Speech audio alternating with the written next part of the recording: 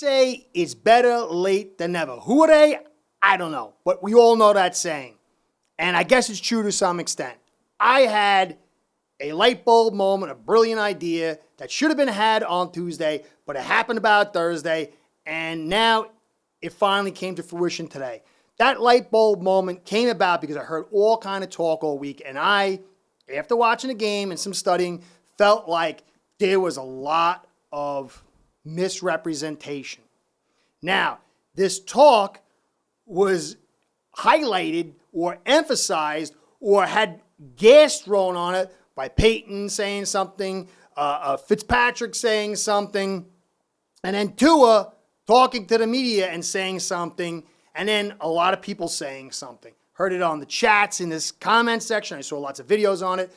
So I wanted to put together a very, very, very detailed study of every offensive snap for the entire game in a very detailed and edited format.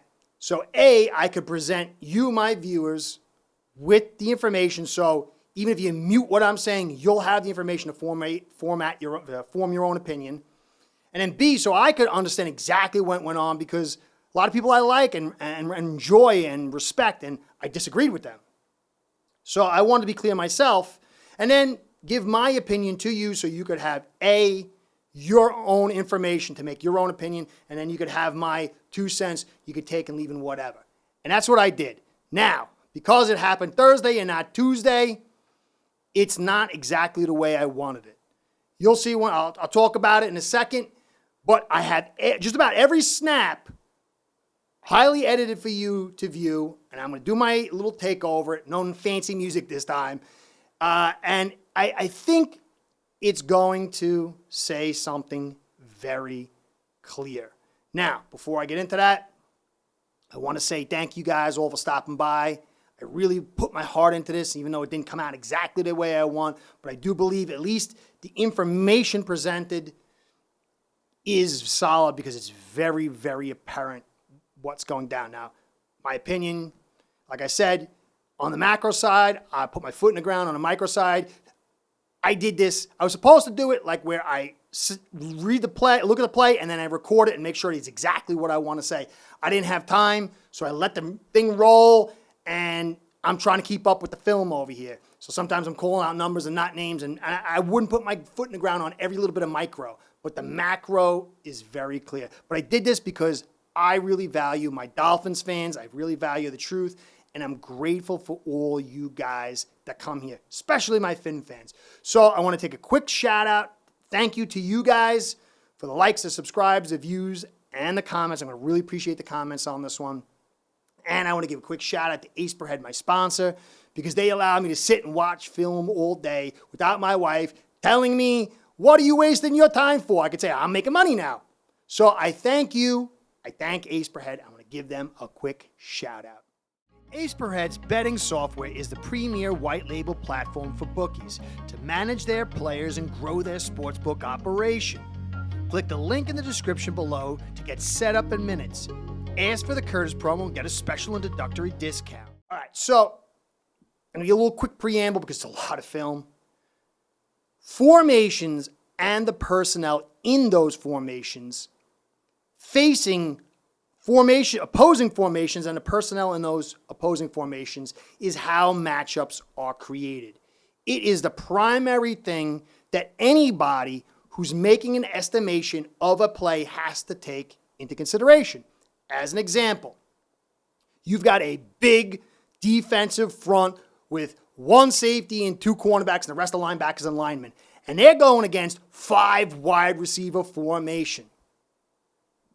Now, you would say that 5 wide receiver formation is going to rip a hole through that big defense. But if the personnel in that 5 wides is a bunch of tight ends and fullbacks, then despite the name, despite the look, the way it looks, you got guys spread out wide, the reality is these personnel groups are the same due to the personnel in those personnel groups. Okay? And so you have to go back to last year's game that I did a big thing on, the Titans versus the Dolphins. People really didn't get it. They came out in a nickel on a rain-swept field, a windy rain-swept field, and said, run us out of this nickel. We came in 12 personnel, big looks, and we couldn't run. Occasionally we'd have a couple runs, and then they would clamp it down in key situations, put us in second and long and third, whatever. We couldn't run them out. And so we had to throw on a windy, rain-swept field against the nickel while still keeping our 2 wide receiver formation, because not only could they stop the run, they could get pressure because they could bring guys into the box. And once they're in the box, they can do all kinds of stuff to gain pressure. And that's what happened with the Patriots. Patriots spent the entire day in nickel and still able to stop us on the run, and because they were able to jam the box because they had extra DB up there, and that guy could drop quicker than a big linebacker. They were able to crowd the box and bring pressure, and it forced us into 12 personnel a lot, whether by look or design, and a lot of teacup where the receivers came out of the edge and had to stay inside to try to create protection. We couldn't get them out of their nickel look with movement because we couldn't block well enough. We couldn't straight run them out, and despite us breaking some stuff to the edge, they were patient enough to stay in that nickel look against us, and it put us in a hole. I heard all week, Tua was too short. He missed guys open all day. All day, guys were open. So here's the film. You'll see at the beginning of what I intended. It was going to be much longer. I mean, highly. I was going to do some major stuff, and I will do it this week, and I will start on Tuesday if you guys are into it, because this is like a lot of work, and I probably need another 10 hours to get the original look through and everything else. But if you guys like it, I'll do it. So I didn't record the audio and match it up with what I wanted to say. I just let this thing play. I did the editing and watched the game from there, and I watched the video one straight through, and then I just talked. So at a macro level, I like, and I put my foot in the ground. On a micro level, I might miss stuff here because it's happening so fast, and old Curtis's brain is not what it used to be. So I'm calling out numbers and sometimes missing names, and maybe I'm not seeing things. And this is why. Next time, though, if this is what you guys want, I will do a much better job. But you will have the information. If you're really a maniac like me, I'd advise you to hit mute and just watch the film. Don't listen to me. Just watch the film. It's chronological order. And then once you get your opinion, come back and listen to me and see what's said. I think at the end of it, it will be very clear. So, have a little patience with Curtis, a little grace. I did a lot of work. Next time, it'll be much better. So, let's take a look at the film and see what we see. All right, we open up with the tight teacup look, 12 personnel. You can see the annotations. High snap. Tua gets back, gets a little pressure in his face from Eichenberg pulling down the line of scrimmage. Just a terrible block. But he's got to hang in there and deliver that. It was a critical pass. It was wide open. You know, I can understand why, but still, he's got to deliver that one. Come back, nice schemed up play call for easy first down. His platform is much better, but again, there's no pressure there. Protection looks pretty good. Come back, a little spread look. We get the 3 wides with Gesicki, so 4 wides or however you want to look at it. But this was a nice pass by Tua, showing his location, outside shoulder, to give him the opportunity to come back on that old yo-yo look. But you can see Eichenberg getting beat here, so time was going to be short. You also, an interesting part was they ran coverage over here with zone and man. You could sort of man at the top, so it was a little combo coverage. Now, they do the run here, and it looks good to start off with. But, I mean, look how skinny Hunter Long's legs are. He just gets sandwiched. Hunt is getting driven down the sidelines. But really, that was Hunter Long getting killed on that. That's killed the play. Come back. You got the pitch. Nice blocking here. Still running against the nickel. And Edmonds does a good job hitting it up in a hole. Nice little move there to add tack on 2 or 3 extra. And that was a nice play. We're still running against the nickel. Now to come down to the short, got the, one receiver look, get in there, play action. Only got 2 receivers going out in routes. Get the pressure still, and the ball is so close. If it wasn't a fullback, he probably could have ran through it and got that play. But look, the pressure already coming out. Tua's got to turn his shoulder, and it's just a little bit off, but the coverage was ultra tight.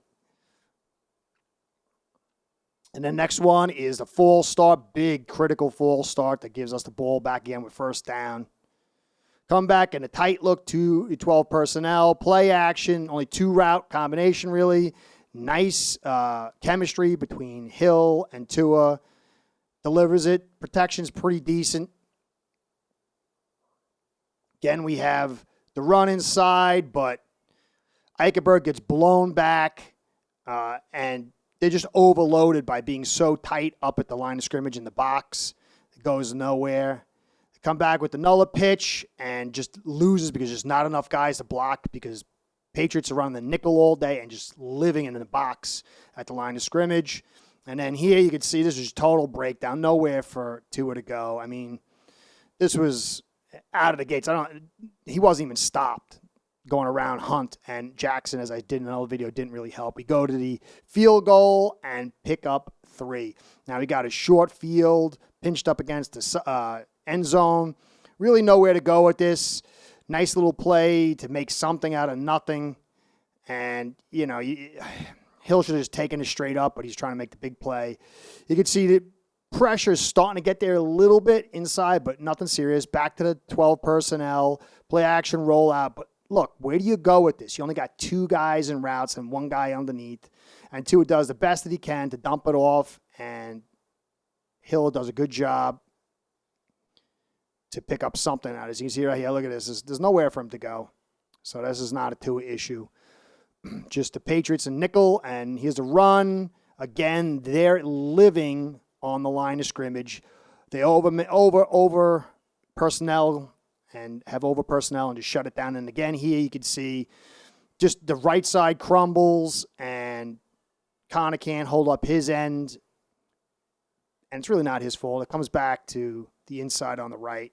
Now another play action here with 2 guys going out in routes, and really where do you go with this? You can look and say, all right, we're going to hit over to that post inside, but pressure's already coming. He's got to wheel his hips around to get to that.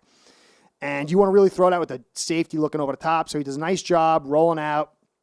Could have taken a big chance, but this early in the game I didn't like it. So I liked how see right here, this is on my man Tehran. He misses this block big time, worst block of the game. And that pressure doesn't allow Tua. You could say he should have looked at the post first, and I could buy into that.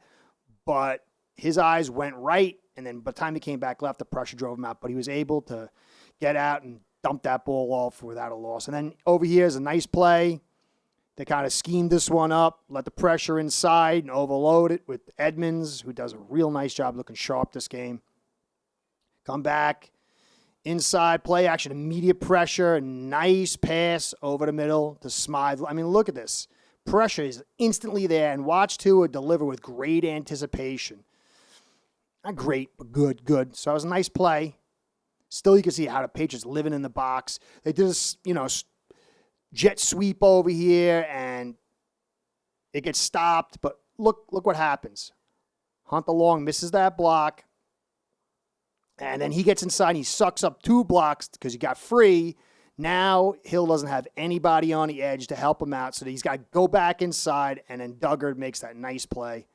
Then the pitch out here, again, crowded box with the nickel, and Little is just misses his block, really just misses it in a bad way. And you can see even Long didn't make his block as a tight end out there. But Tua does a great job. He instant pressure, rolls out. But it was 3rd and long, and so this was kind of designed to play over. And even though it's a nice play, it's back to punt. All right, here we go. A little run inside, and you can see Hunt is getting jiggled over there, and they got to come back. Edmonds got to break it back, but Liam is getting folded, and tight end misses the block, and that was just all blocking. Again, you get a nice little play here, the RPO. They get a nice little move in here. That was a nice first down, but then they come back to the run, and you can see it just goes nowhere because it's too many guys at the line of scrimmage. And the free man gets in there. Tehran can't hold his guy long enough, but it didn't really matter. The free guy destroyed that. Another play-action rollout, but they're just blitzing from the back end is what I expect the Ravens to do, and Tua's just got to dump it off. There's nowhere for him to go. They just don't buy it. There's nowhere. And that quick release saves him, People got to talk about that quick release. Again, he got 3 guys going out and like 7 guys in coverage. So where do you go with this ball? And this was a nice timing route and patience by Tua. Gets a little bit of pressure there. You know, Edmonds does a good job blocking, give him just that last second, and a nice little delivery for the first down. Over here's the full start by Gesicki. That puts us in a hole. Come back. And you see here the play action, instant pressure, and I don't like Tua's decision. Also, he should have probably just thrown this one away. He's got to be a little more thoughtful with the ball over here, but I don't know why Gesicki just didn't chip this guy. And it was just an amazing, lucky play. That was just a very beautiful play by Hill. Tua's got to be smarter on that than in the future. But you see here, look, there's the one where the announcers had to talk about, look at him, he's throwing a football, and he can't even finish his delivery. And look where that ball goes off. So you can't blame, look, you got to finish your delivery. And look how quick that pressure is. And that was like a foot away from being a touchdown probably. But that's all about pressure. It ain't on little Tua. And again here, look at this. We're going to go. You got 17 guys in the back in his coverage. Instant pressure inside on the stunts. And you can see what happens here. Kind of just 3 guys on 1 to the left and 2 guys on 4 on the right. I might not be the smartest guy, but those are not good odds on the right side. And the pressure comes in, and that's a kill job. And we're back in ultra long. So you bring out your 3 wides, and you're hitting it. But look where all his coverage is at. Now, you look at the top, and you want to hit that. That's where you got to go. But that's a patience. Got to come out. And then, see here, comes back inside and gets something out of it at least. You'd want to go over the top, but I have to say, maybe he could have been more patient. Then come back over here, and he puts this in a really great location. I don't like his platform, but he's getting the pressure. I can see him, he has a tendency to let his mechanics not be the best because he's got the talent to throw off platform, but he delivers that perfectly on a 4th and 7, perfectly, even off platform, and we got the touchdown. Come back next drive, and you can see here, everybody's really covered up. He's got to get rid of it underneath, and he hits Waddle a little off, but the window's tight, so he's getting that off there. A little bit more accurate, and maybe could have continued to get some rack with that, but still, look how tight that window is at the end. And you see here is the handoff, and Eichenberg is getting lit up like a Christmas tree. Actually, that was Connor. And they had to cut it back, and they had to shut that down. So now here you see they just get this off over here because it's, short distance or long distance, I should say, and they pass it out to Hill, and that's the blow-up play with Duggar. And then they're back again for the punt, and they come back open again. They got plenty of guys out there, but they go back to like the original, that second play look where they just design up to get Hill underneath. This time it's not the fullback, it's Hill, and he makes a nice play. There's a little bit of hold on the edge, but this was a nice play design, and it got a big play out of it. And this, again, they're trying to free up the nickel, to break that nickel down, and they try to get back to the run. They hit the edges, hoping Pats will get out of that nickel, but they come back and inside to the run out of the nickel. They pick up the first, but you could see this is not good sign for the Dolphins because they can't even handle the run game too much. The nickel, hunt along, gets folded up a little bit. It's nice last second block, gets folded up a little bit, and then Eichenberg misses his block, and Connor gets held up with power at the hand, and, they get the first, but are you going to say, I got to get out of the nickel now. This guy's going to run us out of nickel. No. So Patriots still patient in that nickel. Instant pressure. You want to hit it over the middle. I'd say this is where you got to go. But he's trying to be careful with the ball because he's got a set. And I guess he's worried that the safety's staring right at him. And if he gets set and he throws that football down the middle of the field and he gets blasted, that could be a pick. So he comes back, goes a little conservative on this. You might want to say that he might want to hit over the middle and take that shot. I could go with that. Another run inside, but there's just too many bodies and not enough good blocks. And you see right here, Gesicki just slips it, and Eichenberg gets tossed to the side, and this run, still against the nickel, goes nowhere. Roll out over here with the play action, but they just double blitz Gesicki. Now, you got to remember, Tua's got to turn his hips. This is where the combos where he'd want to hit, but he doesn't have time to turn his hips. He can't just flick it. So look where they're at. He's got to get his hips back, and, I guess he could, but it's highly risky, and you're in the lead, so, maybe you could say that's a cautious play. This is where he's got to hit. This is the only option open, and we'll see. You see his hips. I don't like his delivery on this one. He swings his hips too far around, but pressure's coming inside on the stunt. Eichenberg's missing. I don't even know if he noticed that, but it's not a very poor delivered ball. It's only about 6 inches, maybe a foot difference, and it's not completed. So you get the field goal here. And you come back, you pinned up against inside. You got a tight look here, a bottleneck look, and they're still living at the line of scrimmage in the nickel. Got 2 guys going out, really nowhere to complete this football. But Tua tries to be patient here and delivers. I mean, watch this. I still don't like his platform here. He's still pulling away with that pressure. But look at this delivery.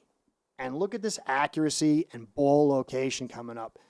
I get it. He sees the pressure. He feels that pressure, and he doesn't want to really sit into it because Eichenberg gets beat, and he flips those hips around. But watch where that ball goes. This is a catchable ball. It's not easy, but it could have been a little bit higher, but still, pretty good throw. I still like to see him have better platform mechanics. I think he could have landed it better. And then over here, they come back out, 3 wide receivers, and just a full secondary. He dumps it underneath. And you can see pressure's already happening on the inside. Again, the run inside, and you can see Little is getting beaten. They're just overloaded. Pressure to the right side to the receiver can't make the block, and it's just gobbled up. And this is still a fairly sizable formation against the nickel. We can't run it. And then punt the football. Back into our tight look over here, and we run the football. Eichenberg gets leveled. Everybody else has got some good blocks, and Edmonds just makes a really nice run here. Cuts it back at that last second, gets up inside there and picks up a good run. Come back with the play action. Again, only 2 wide receivers out into the routes, and there's nowhere to go. Now, I know we heard some of this stuff. Now, let's take a closer look. This is a popular play. Tua can't see what's going on here. But remember, his hips got to be parallel with the receiver. You never throw against the grain. So he's got to wait. Now he waits, and the tight end, he cuts the defender and doesn't block him. Now Tua's got to stop, flip his back foot behind him, plant and throw, and he's just not going to have the time. But then he does something that's really, this is the dumbest. He's trying to hit the guy underneath, but you see what happens. When you get hit, that ball goes wild. He was trying to hit 81, but he just doesn't, and that was a really bad throw. You see underneath here on this one, this is the guy to hit, but his eyes go left to the middle, and then he comes back to the left real quick, but you're trying to get the first down here. That's really what you're trying to get, and it was a nice play. Gets the first down. I like that. Comes back. Nice delivery. And maybe some more on the right side, but this was the right play because the first down is king. Come back in our 12 personnel look. You get the pitch and goes nowhere against the nickel again because you're overloaded in the box. You can't make enough blocks, and you got too many defenders. You can see right here, just Tehran slips by to get the second level, but the tight end and fullback miss one guy, and Edmonds gets greased. Come back again. Got a lot of guys out in routes over here. And Tua's looking to his left, but there's pressure inside. He rolls out. You remember, that's what he's trying to get that first down. Let's take a look again inside. See, he got that pressure. He sees that. He knows I can't sit too long. Eichenberg's getting tossed, so he rolls out and he realizes where the first is. He delivers it. Should have been a little bit better ball, pulled down, and he could have turned upfield, but still you get something. You get in that short situation. He really needs to plant and hit Gesicki, but his eyes are so far to the right. By the time he brings it back around, he says, Gesicki's open. You got free blitzer inside, and he can't. He had to make a better read on this one, and it's understandable because there's no time. I mean, if he had a block here, if Connor had made this block, it would have been a nice play, but the pressure's too much. Get back. You get the punt, I believe, or field goal. I don't know. I can't remember with the pick. Then he comes back over inside here, play action, roll out, and that is a nice play right overhead of the defender. That was a real nice one. Another run inside, nowhere to go. You can see right here is just nowhere to go. Blocks, several blocks missed. Nowhere to go. Still can't run against the nickel. And then you get pressure here. And this is a timing route on the top of the screen, but you got to wait just a little bit longer. And Tua is on the move, so he decides to dump it off here. And it was a really nice, another nice play by Edmonds for the first down. But the pressure really kind of threw off his double echelon read. Again, you can see right here, look at the pressure. He feels that. So now he's got to get on the move, and you don't want to go 10, 15 yards down the field. So I thought this was a smart move. But if we had the right blocking, it probably went to Waddle. Inside run, Eichenberg totally misses his block, and Little is just getting driven down the sidelines by Uber. And then another series of missed blocks here, and that's the end of that, and the run game is killed by the nickel. I only saw a handful of times where Tua could have really improved. He was handcuffed all day. The protection sucked. The run blocking and the run game sucked. How many times did you see us in tight, in 12 personnel, sending 2 wide receivers out? This shouldn't be. We spent 2 first-round picks on Waddle. We spent an entire draft on Hill. We brought in Cedric Wilson. We brought in Teron. We brought in Connor. Why? Now, Tua, you could say he could have played better, but under these conditions, I think it's pretty clear. He is not the main focus. And neither is McDaniel. And neither is anybody except this offensive line. Offensive line can have some weaknesses, but they can't have blatant holes. We got a huge hole at left guard, huge hole at right tackle, and we don't have enough blocking tight ends. And Ingold, our blocking fullback, he wasn't really great either. He made some nice catches, but you go back and you look at his pass blocking, run blocking, the tight ends, Hunter Long, Gesicki, and Ingold, they weren't up to snuff with this tight look. And here's the last problem. Hill and Waddle aren't elite run blockers. And this creates a problem too. And so Tua's not the focus right now. McDaniel is not the focus right now. The focus should be blocking tight ends, left guard, and right tackle. And if we get some blocking tight ends and we get better play at those 2 positions on the offensive line, then you're going to see some highly amazing stuff. Now, we signed 2 guys. I remember it's Empey is one guy who I like. And then we signed another guy today. I can't remember. It was written down. I woke up and I've been doing editing all morning. But those are 2 nice plays. And honestly, I think they can come in and be better than Eichenberg. And they can come in and be better than anybody we have at right tackle. It'll be interesting to see this Raven game. I expect the same thing. Nickel all day. And maybe even dime considering the front that the Ravens have. So, I hope you enjoyed the film. I'm really looking forward to hearing what you think. Again, I don't say I have everything right on micro because it was going so fast. So I do want to hear from you on a micro so I can improve what I said. But I believe the macro is really all about our inability to block and to get out of 12 personnel on tight looks and our inability to run teams out of the nickel. That's the primary thing. Until we can do that, nothing else really is of as equal consequence. But once we can, then we can put the spotlight right on Tua. But until that point, no, not yet. Anyway, big day tomorrow. Hope you enjoyed the film. Thank you for your patience and hopefully some grace because this is not exactly what my German OCD personality wanted. So I hope you enjoyed. Curtis saying, go Phins. Wait, hold on. Go Phins. See you soon. Be well. See you next time. Start building your own online sportsbook today by getting signed up with aceperhead.com service that'll allow you to book action on sports from all around the world.